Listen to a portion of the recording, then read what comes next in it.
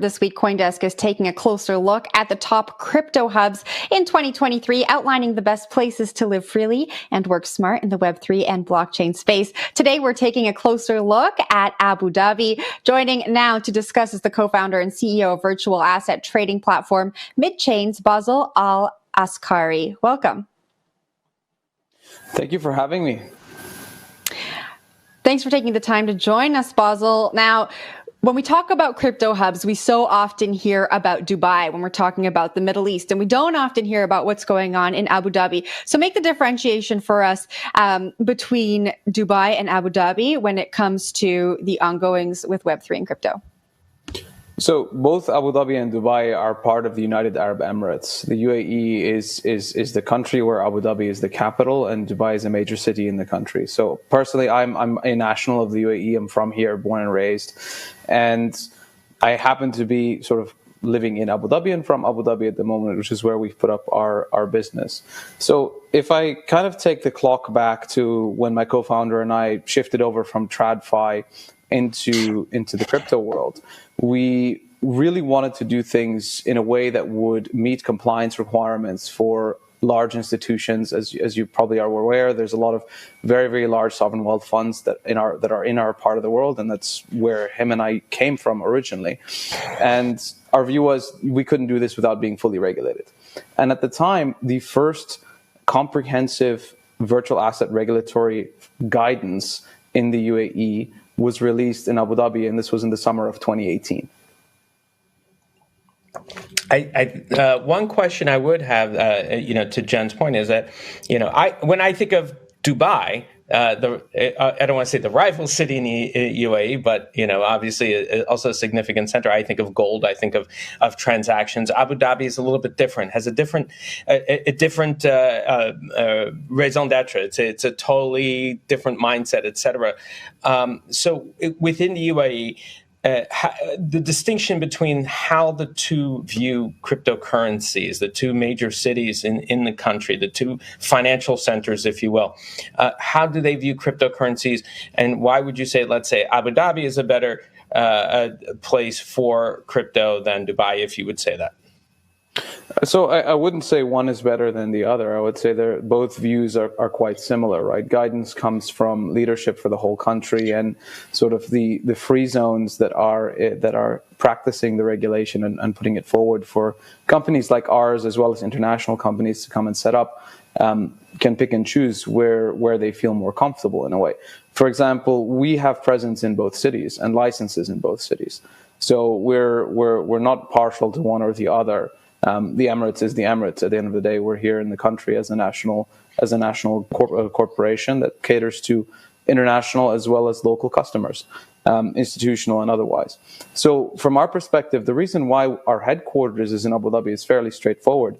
It's just because the regulation came out several years before Dubai at a state level. And that's the only reason, really, from our perspective at the time, as well as the presence of our investors. So on our cap table, for example, we have Mubadala, which is one of the largest sovereign wealth funds in the UAE, as well as ADQ, who is also another very large sovereign wealth fund, both of whom are located in Abu Dhabi.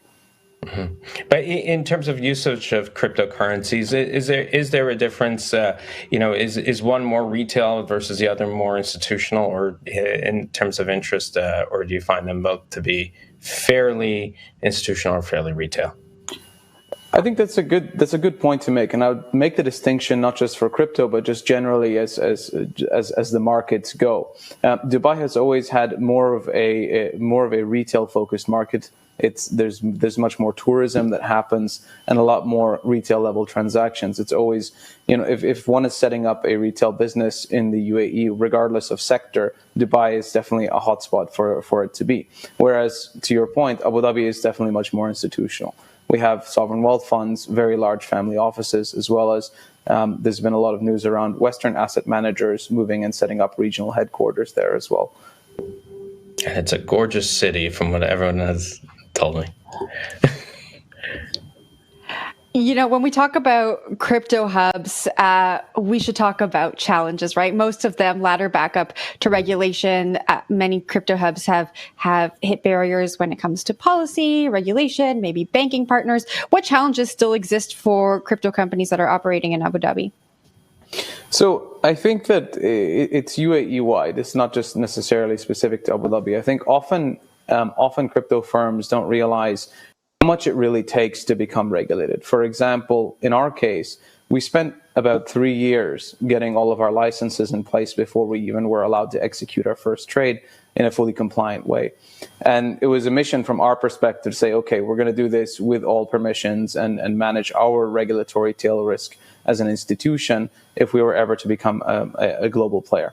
And from that perspective, it's not a small task to acquire a license and to apply for it and go through the vetting and assessment process, including setting up infrastructure where perhaps at the time, especially when we started, there wasn't that much by way of catering to our industry. As it relates to kind of going into the future here, one of the challenges that still remains outside of clear regulation is broad, unanimous support from the banking sector. And I'd say that support exists. We're a very well-banked institution, but it's very difficult for many crypto firms to get that support at the banking level. There's a lot of relationship work that has to go into it to build trust as an institution, especially in light of recent events in our industry over the last year. But that still remains to be seen. From a regulatory perspective, just to summarize, there is no reason, for example, for banking to be a challenge. But from banking risk appetite perspective in the industry in the region here, there's still limited risk appetite for banking crypto businesses. How did you gain that trust with your banking partners? I think, look, it's a question of time. It's a question of who sits on our cap table, and it's a question of even personal relationships that were built up over the years. So we're not a new group, at least between myself and my co-founder. We're from here. We're well networked. It's not a huge place. The financial services community is quite small, and often you're 1 or 2 degrees separated from other professionals in the space here. And lastly, MidChains is the first licensed crypto firm in Abu Dhabi. Maybe do a little compare and contrast for us. For the show before you joined, we talked a lot about regulation here in the U.S. Tell us about the process getting licensed in Abu Dhabi.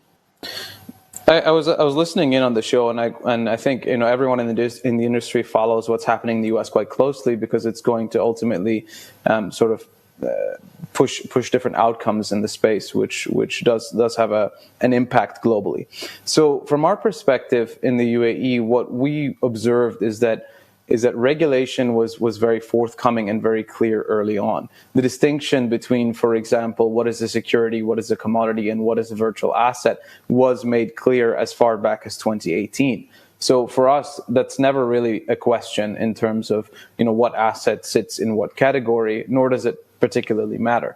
What matters most is really the process by which we're governed. For example, how we perform our KYC, how we perform our AML checks, how we monitor for market abuse activity on the exchange, and the controls that we have for governing assets held under custody. For example, the policies and procedures that govern the staff that manage these services, the reports that we have to generate to the regulators. And I'll give one very, very clear example. From my perspective, proof of reserves, which was a hot topic a little while ago, was never quite sufficient to prove that an exchange or a custodian has sufficient assets to meet the liabilities it might have on its balance sheet as well. But for example, doing daily reconciliations and providing those to our regulator ensures that our customers have that level of comfort by way that we are custodying their assets and not misappropriating them. Basil, thank you very much for joining the show this morning. Thank you very much for having me again, and to everyone celebrating Eid tomorrow, Eid Mubarak. Thank you.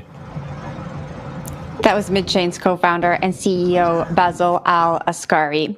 Don't miss our Twitter Spaces happening Wednesday at 11 a.m. Eastern Time on the top crypto hubs of 2023. And if you can't wait until then, you can check out the other crypto hubs on CoinDesk.com.